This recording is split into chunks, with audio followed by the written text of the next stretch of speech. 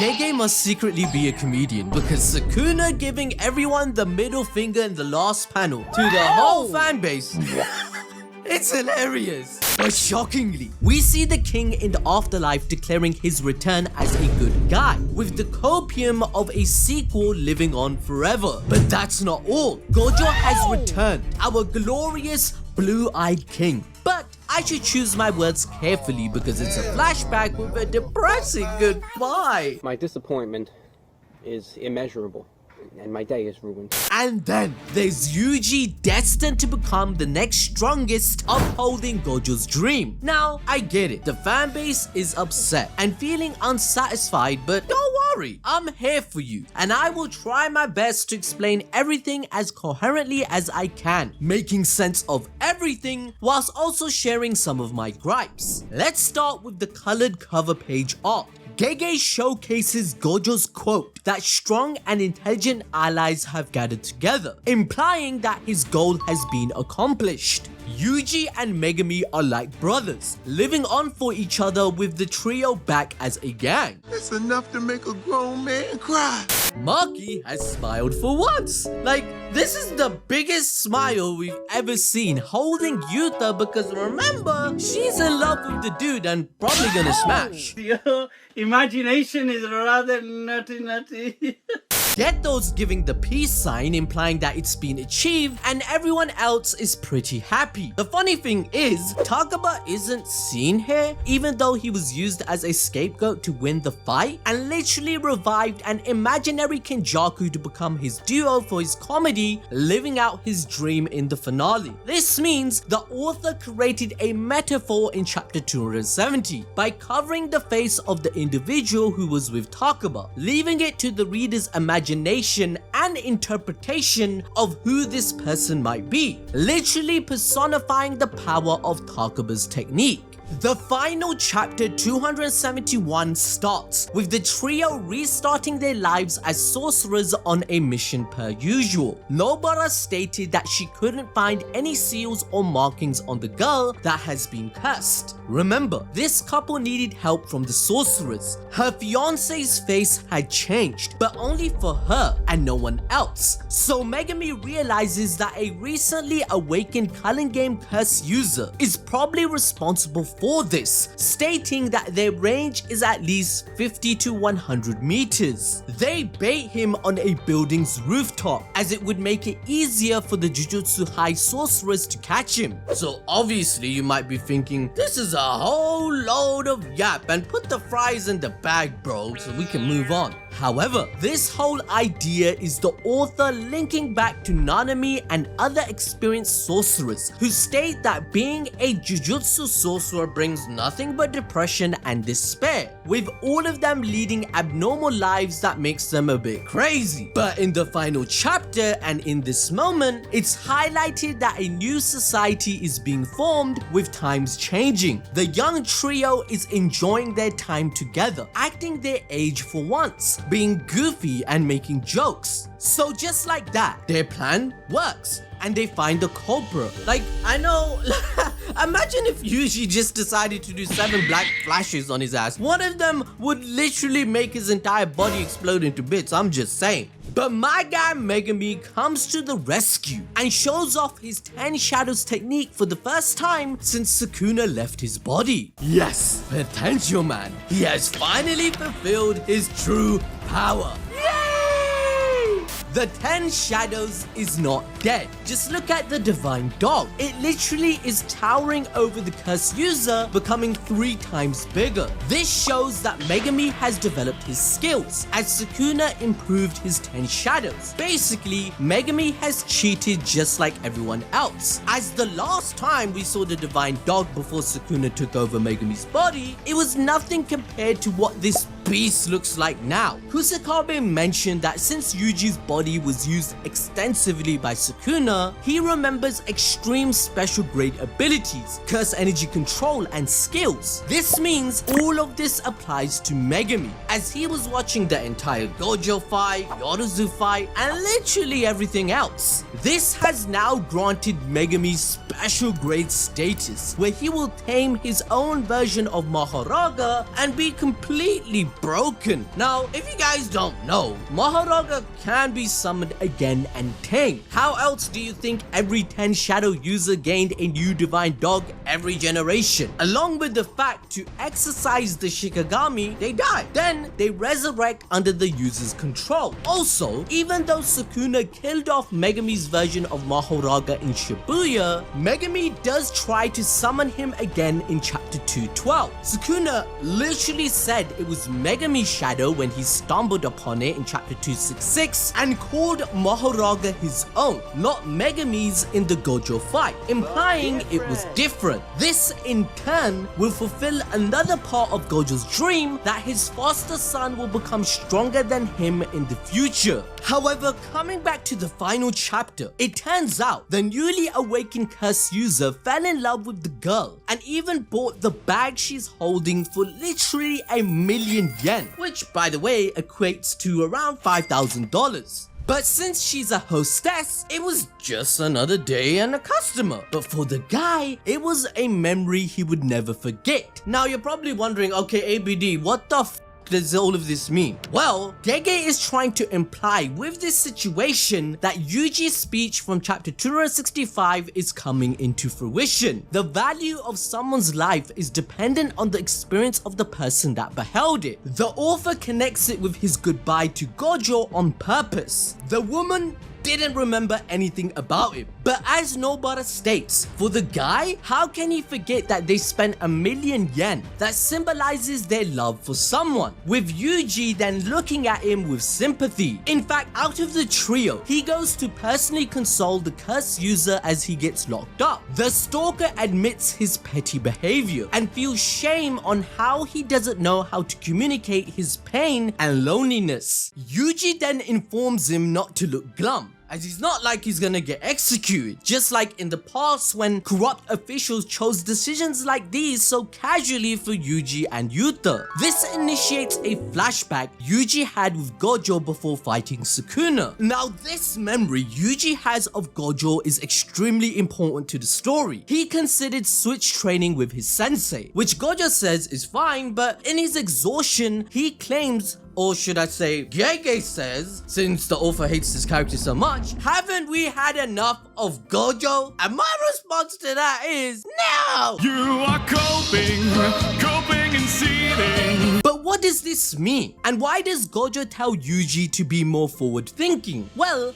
he passes on his dream to Yuji as he wants to foster students who would one day become stronger than him, linking back to what Nanami stated about going north or south after one's death. Remember, if you want to start anew, go north, but if you want to go back to your old self, go south. We know Gojo went south since he didn't come back to life after Sukuna killed him, but why did he make that decision? Well, firstly, Gojo going back to his old self is the version of Gojo that was happy with Geto. That's why in chapter 236, he said as long as his best friend was by his side, everything would have been better and he died with no regrets, just like Nanami and the others, which supposedly sorcerers always do die with regrets, like Principal Yaga mentioned. And remember, Gojo even pokes fun out of him in the afterlife that, hey, we didn't. However, the main reason Gojo went south to die is because he realized that the only way for his students to become stronger than him is if he isn't there to show the limit of a sorcerer's strength. Gojo believes the Jujutsu Society has branded him as the pinnacle of power that one person can ever achieve. Even Gege the author stated this about him in his interviews. So in turn, Gojo became the litmus test for all sorcerers, meaning people would only compare themselves to him when it comes to how strong they can become, which he wanted to get rid of in the first place. For example, here's a quick analogy. If you have a calculator, why would you want to learn how to do mental math when the device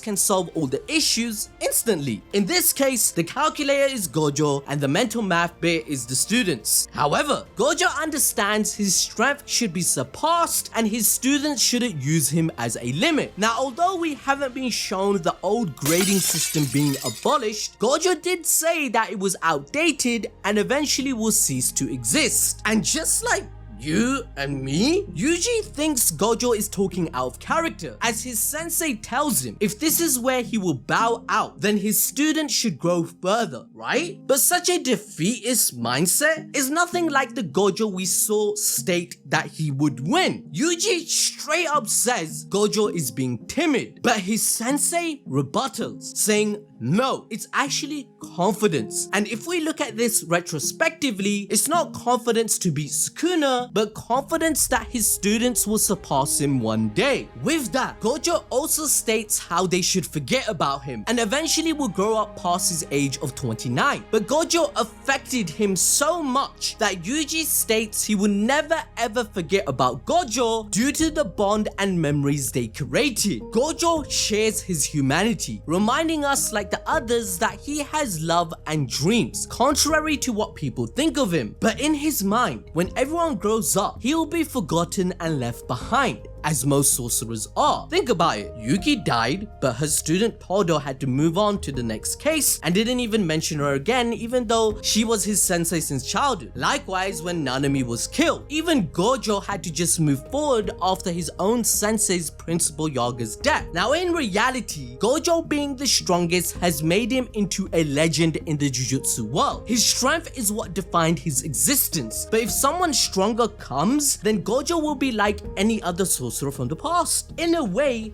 that will also humanize him, hence why he dreamed of making all his students powerful. But his dialogue is directed to Yuji, indicating he believes that Itadori will be the person who will supersede his strength. So no wonder Gojo smiled and was happy when Sukuna said something similar when he killed him, calling Gojo magnificent and stating he will never ever forget about him. Now, you're probably wondering, why does Gojo feel this way? It's a bit nihilistic. Wasn't Sukuna that? And Gojo the optimist? Well, Gege has subverted their expectations, because since Gojo was a kid, he has shouldered the entire world's problems. His birth itself tipped the scales in humanity's favor, and to balance things out, the cursed spirits got stronger because of him. Additionally, when Haibara died, Nanami even advised that Gojo should be the one to take care of all the missions, since it would be nothing for him. But at the end of the day, he is still human and not a godly figure. The truth is, he eventually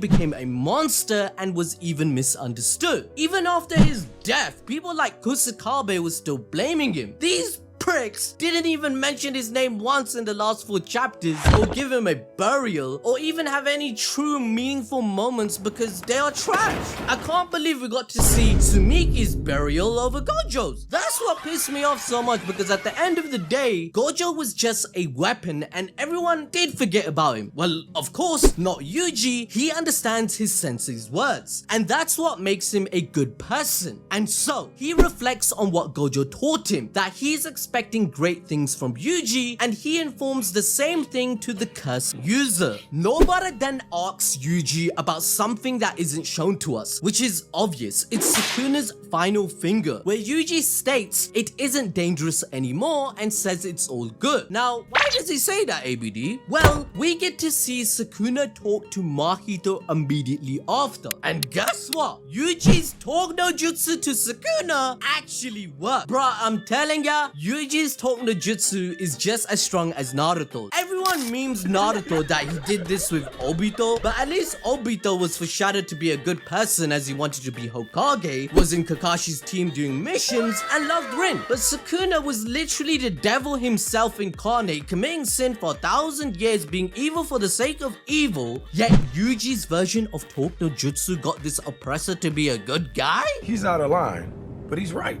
And on top of that, he gets away with it scot-free, not going to hell, and can reincarnate? What? But I get it. You're all confused. What does the conversation between Sukuna and Mahito even mean? Well, since Mahito is the actual representation of death in cursed spirit form, remember we were told death is a mirror to humans and Mahito is a reflection of that. It's a fate that humans detest and fear. Even Megumi said Sukuna was afraid of death in chapter 268. However, all things linger beyond it through the samsara cycle that the Jujutsu Kaisen world has confirmed to be real, and that is part of Buddhism, right? For example, Sukuna's twin bro was reborn into Yuji's dad, or Jogo confirming that cursed spirits never truly die and come back alive within 100 years or so. So Mahito states that they are in a vestige where souls gather before they walk down to be reborn. He calls out Sukuna for lying, not only to others like Kashimo and Jogo, but even to himself. You know, the whole idea of being individualistic, doing what you want when you want, and never flocking together as birds but living for your own satisfaction. If you didn't know, Mahito is the perfect person to call him out, because even as early as chapter 21, Mahito had the mindset of Sukuna, where he stated, don't limit yourself. If you're hungry, then eat. If you hate, then kill. Do whatever you want. There's no reason to live by such a restrictive philosophy. Don't limit yourself, as morality is subjective. However, in chapter 271, it's revealed that Mahito was able to learn about Sukuna's past and understood everything he did was actually for revenge. As Sukuna told Kashimo in chapter 237, society scorned him for what he was, and at the end of the day, he wanted revenge against those people. Coming out of the womb with a dead and eaten twin instantly labeled him as a monster and the fallen one by the world. His defense was his strength, but the oppression he suffered just by choosing to live made him retaliate and become the curse everyone saw him as. Eventually, Sukuna's way of life was set in stone due to the bad luck he received, like Yuji mentioned in chapter 265. And then, even after ascending to becoming the king of curses as a human, he chose to live the way he always did, which was as a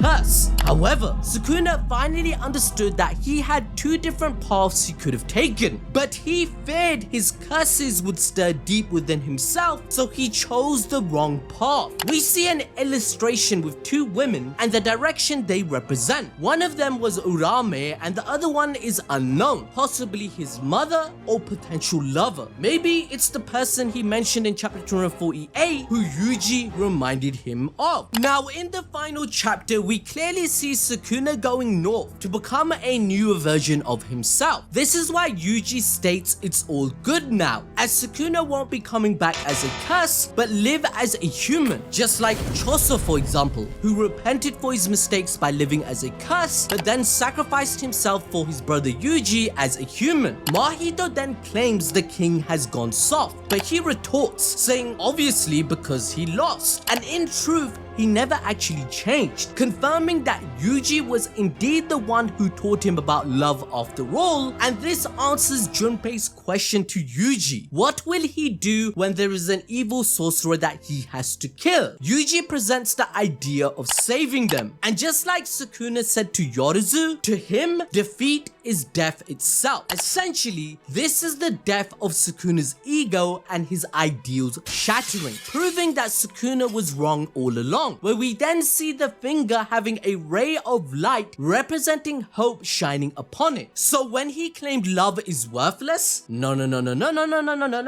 he's wrong. Love isn't worthless, because that's what defeated him, and it was the bonds and friends that worked together to defeat this dude. Now I know you guys are gonna mention, okay, there was a creak sound effect, the door opens slightly, that opens up a door for the sequel, someone probably took this finger, that's like for another day, and that is a possibility for Gege to do, but let me know what you think in the comments. Now in our interpretation, Sukuna is talking to death itself, and Gege is trying to say it's an inevitable fate that we must understand and navigate. We must face it rather than be afraid of it, as facing death will push you to be greater than you are in life, achieving something good, or live life to the fullest in a meaningful way. And since Mahito said history is written by the victor, and the truth that will be standing within 100 years would be humans or curses, well, Yuji won in a complete landslide, with the truth being the better choice is to be a good person that can help the world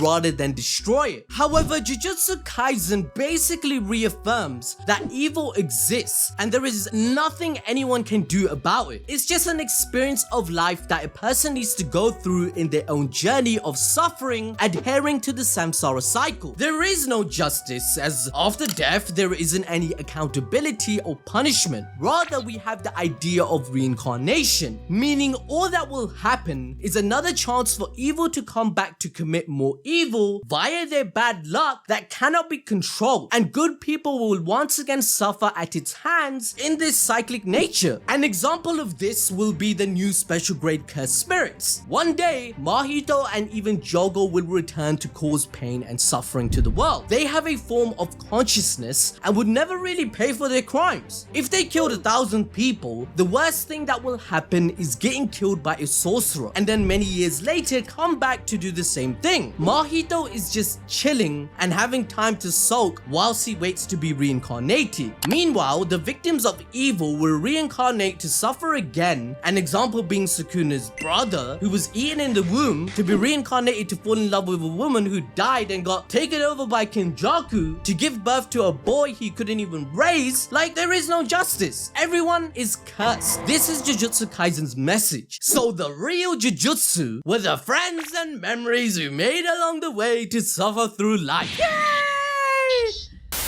So with that sad fact and reality, the real question of Yuki's goal of removing cursed spirits will just be a thought in history that might resurface many centuries down the line. There is literally an infinite amount of future stories for a sequel Jujutsu Kaisen. At the end of the day, the shonen tropes exist for a reason, because sometimes they just provide exactly what the readers want after you build the entire skeleton and themes of a story. Black Clover will have Asta become Wizard King and marry his favorite girl. Luffy will become Pirate King and give everyone more freedom whilst holding a party. It's all very predictable but extremely satisfying, making us feel that it was all worth it in the end, following the series for years as we get rewarded for it. JJK, on the other hand, subverted expectations, making readers believe that it would execute something in a certain manner. But because it was confined to the shonen genre, it ended up executing a happy ending that was extremely rushed, with gaping holes of open-ended questions that the fans expected to be answered. Jujutsu Kaisen will be remembered for its squandered potential. It could have had immense world building, insane emotional moments with meaningful characters, and amazing arcs. Where's the Heianera arc, right? So the actual question is, why do shonen mostly have bad endings? But I'll leave that for another video. I give Jujutsu Kaisen's ending a 5.5 out of 10, and overall the manga as a whole is a 8 out of 10. But this rating might change upon another read or in the future if a sequel is announced, since it recontextualizes all the chapters. So let me know what your opinion is in the comments below, and enjoy this video of Peak Fiction where we explain the entire story of Hunter x Hunter after the anime.